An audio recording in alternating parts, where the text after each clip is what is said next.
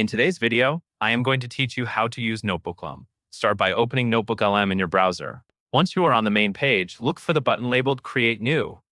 Clicking this is how you start a fresh notebook. Think of a notebook as a dedicated workspace for a specific topic, project, class, or set of research materials. Creating separate notebooks helps you keep sources and answers organized, especially when you are working on more than one subject.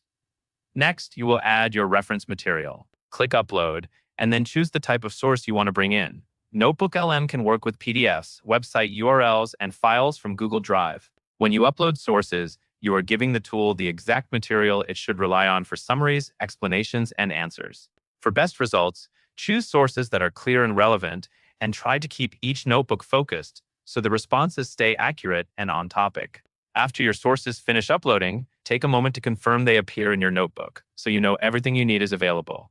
Now, look to the right-hand sidebar. This area includes notebook guides, which can offer different ways to explore your content, such as an audio overview or a video overview. These guides are useful when you want a quick high-level understanding before you dive into details. Use them as a starting point to orient yourself, especially if you uploaded longer documents or multiple sources at once. When you are ready to dig deeper, go to the chat box at the bottom of the screen.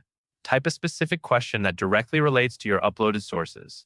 Being specific helps you get stronger answers. For example, ask for a summary of a section, key points from a document, or clarification of a concept mentioned in your materials. As you review the response, keep your questions focused and adjust wording if you need a more precise result. Finally, when Notebooklm gives you a helpful response you want to keep, click the Save to Note icon on that response. This pins the content to your notes board so you can easily find it later without searching through the chat history. As you continue, save the most important takeaways to build a clean set of notes you can reference anytime. That covers everything you need to know.